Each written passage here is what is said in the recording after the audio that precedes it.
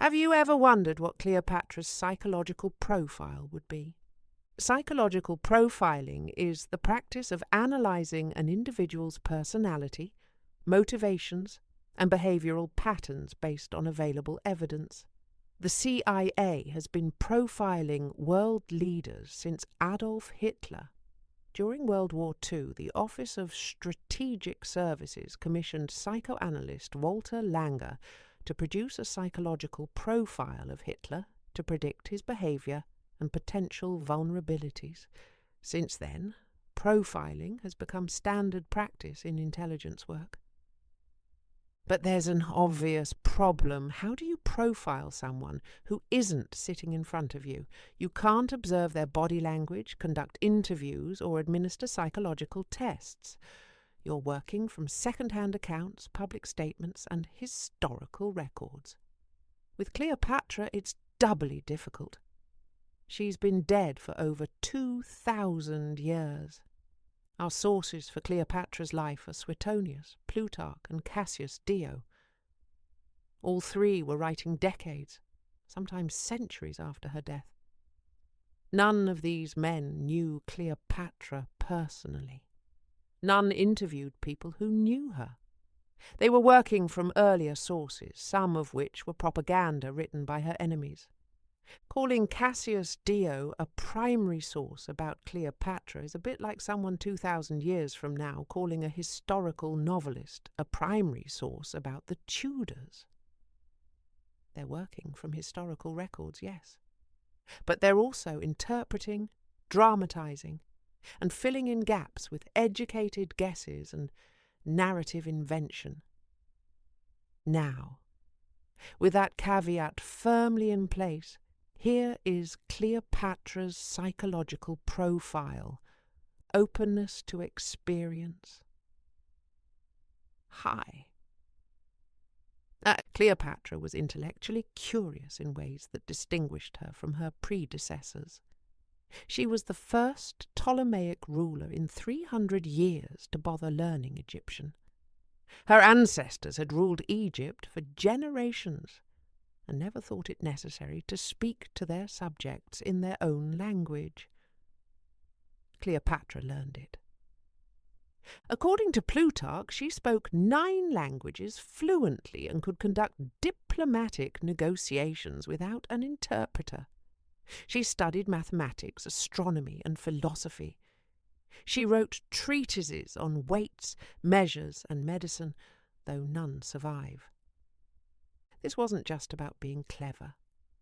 Openness to experience correlates with adaptability and creative problem-solving. Cleopatra needed both. When she needed to appeal to Egyptian subjects, she presented herself as Isis incarnate. When she needed to impress Romans, she staged elaborate Hellenistic pageants. When she needed to negotiate with Julius Caesar, she had herself smuggled into his quarters rolled up in a carpet. Conscientiousness. High. Cleopatra ruled for 21 years. In context, that's extraordinary. Her father spent most of his reign either in exile or bribing Romans to keep his throne. Her siblings killed each other or were killed by rivals. Egypt's treasury was bankrupt when she inherited it.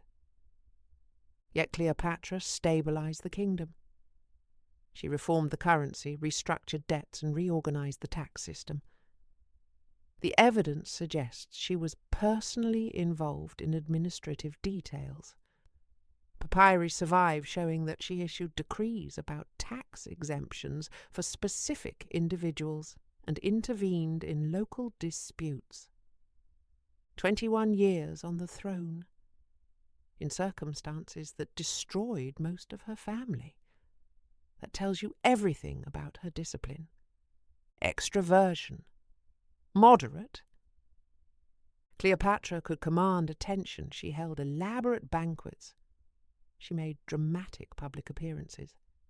According to Plutarch, her presence was magnetic, but she also spent years in political exile, hiding, planning, waiting. She killed her siblings when necessary. She made cold calculations about alliances. moderate extraversion combined with very high social intelligence. She could perform extraversion brilliantly when needed.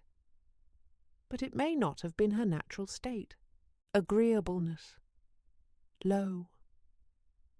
Her younger sister Arsinoe was executed while living in exile at the temple of Artemis at Ephesus. Mark Antony had her killed at Cleopatra's request. Then there's Ptolemy XIV, her brother husband. He died suddenly when he was about 15 years old, shortly after Cleopatra returned from Rome with Caesarion. Did Cleopatra have him poisoned? We don't know. But the timing was convenient. By modern standards, having your sister executed and possibly poisoning your teenage brother-husband would qualify as monstrous. By the standards of Hellenistic monarchy, she was simply doing what needed to be done. All Ptolemaic rulers eliminated rivals. Cleopatra was just better at survival than most. Neuroticism. Low. At age 18, she was exiled by her brother's advisers. At 21, she smuggled herself back into Alexandria to negotiate with Julius Caesar while a civil war raged. At 39, after the Battle of Actium, with Octavian's army closing in and Mark Antony dead by suicide, she negotiated with Augustus. According to Plutarch, even in her final days, she remained composed. She tested various poisons on condemned prisoners to find the least painful death. She dressed herself in royal regalia before allowing the asp to bite her. That's not neurotic behaviour. That's someone with extraordinary emotional control. Now, Sigmund Freud would have had a field day with Cleopatra. Incestuous marriages, a weak father, powerful older male lovers, suicide by snake. It practically writes itself.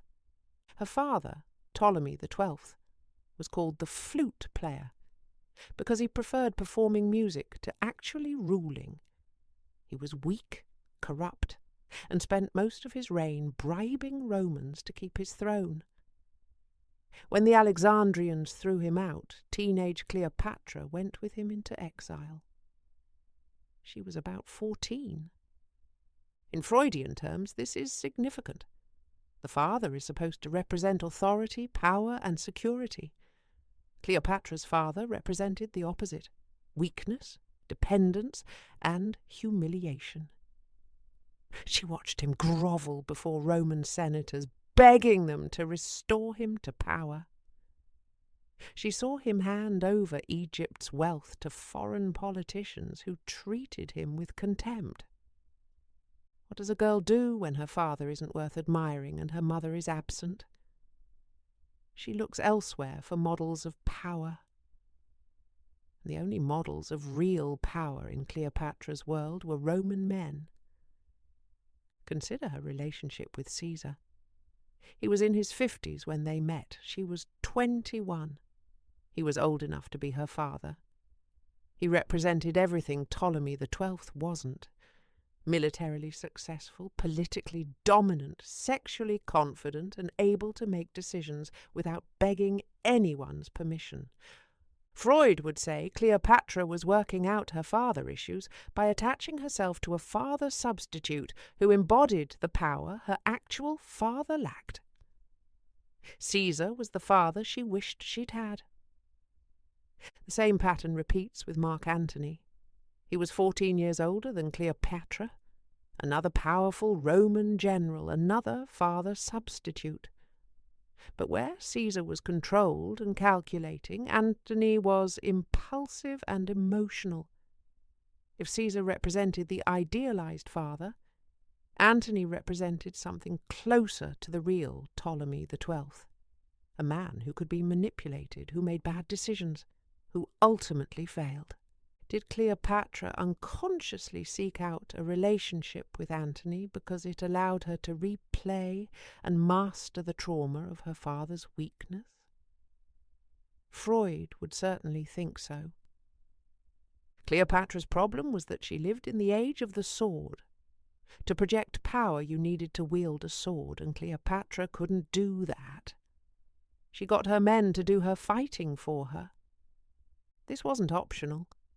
She was a woman ruling in a world where military power was everything. She couldn't lead armies. She couldn't fight in single combat.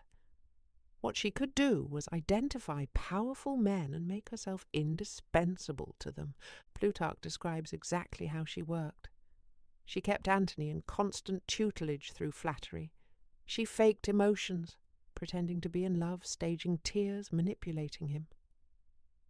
When things looked bad at Actium, she lost her nerve and sailed away. Antony, besotted, abandoned his own fleet and followed her. That decision destroyed him. With Caesar, her strategy worked. With Antony, it almost worked. The critical mistake was Actium. Antony made the error of having her physically present at the battle. When the fighting started, she panicked and fled. Antony followed her and lost everything. Cleopatra's lack of martial ability, coupled with her hunger for power, required her to become history's greatest femme fatale. It wasn't propaganda, it wasn't Roman lies. It was survival strategy that became her identity. But here's what's truly fascinating. Cleopatra was born in the wrong time. She was very modern in her thinking.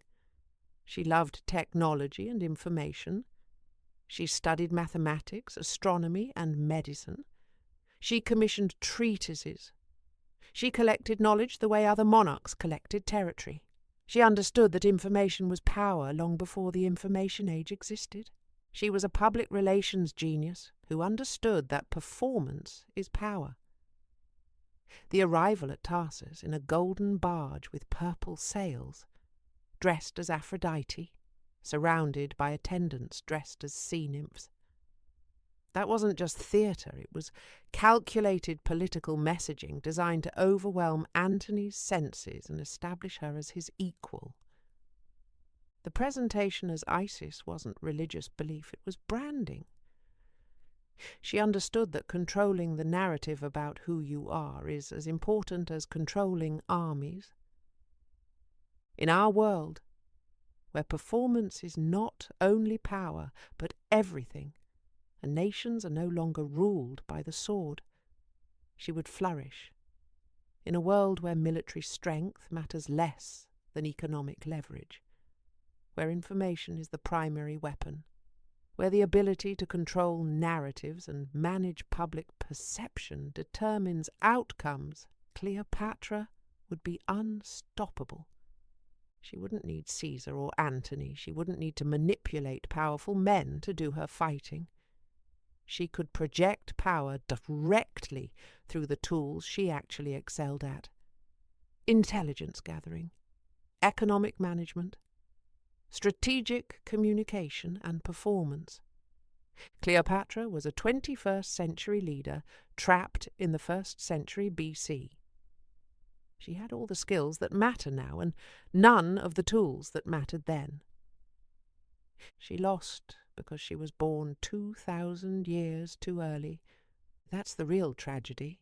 If you want to see how Elizabeth I measures up, that profile is coming next. Subscribe so you don't miss it.